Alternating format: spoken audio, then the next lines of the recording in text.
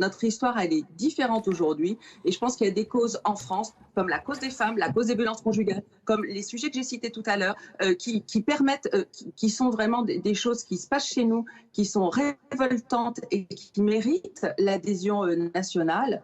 Je ne crois pas que le racisme, ce soit le cas aujourd'hui, en tout cas pas dans l'équipe de France, pas en sport. Et la France n'est pas un pays raciste.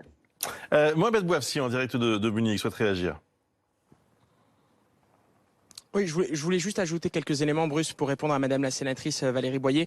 Il y a plusieurs éléments qui ne sont pas fondés, qui ne sont pas factuels dans les propos qu'elle peut tenir. Tout d'abord, l'équipe qui a mis le genou à terre, ce n'était pas en Turquie, c'était au Parc des Princes lors d'un match entre le Paris Saint-Germain et Başakşehir, juste après un événement où le quatrième arbitre avait tenu des propos racistes, et donc ce n'est pas fondé et ce n'est pas factuel. Et les joueurs du PSG l'avaient fait pour une première dans l'histoire, pour réagir à un incident qui a été confirmé par l'UEFA quelques semaines après une enquête disciplinaire. Le deuxième élément, c'est qu'Antoine Griezmann, star de l'équipe de France, s'est engagé profondément dans la lutte contre l'homophobie. Il a même fait la une de Tétu. Il s'est expliqué et soutient la cause, par exemple, des violences conjugales. Juste après l'assassinat tragique, le drame tragique qu'a vécu la police et qu'a vécu Arnaud Beltrame, les joueurs de l'équipe de France ont communiqué.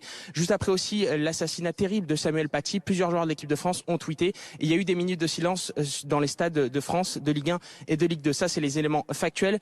Pour aller beaucoup plus loin, les Français et notamment les joueurs de l'équipe de France hier n'ont pas voulu prolonger, par exemple, le mouvement Black Lives Matter. Il n'y a aucune importation de ce qui se passe aux États-Unis. Il y a seulement une volonté de soutenir les personnes qui vivent des incidents racistes aux États-Unis ou en Europe. Ça peut être le cas parfois en France, des discriminations. Ça, c'était l'engagement des joueurs de l'équipe de France, et il n'y avait aucune forme de protestation aussi contre les forces de l'ordre, puisqu'on a pu l'entendre avant-hier. Il faut savoir que les gens qui travaillent auprès de l'équipe de France, qui gèrent leur sécurité, eh bien, ce sont des officiers de gendarmerie et des officiers des forces de l'ordre. Et ça se passe très bien en équipe de France. Ce qu'ont voulu faire les joueurs de l'équipe de France hier, c'est porter un soutien profond et puissant à toutes les victimes d'agressions et d'incidents racistes et de discrimination dans toute notre société.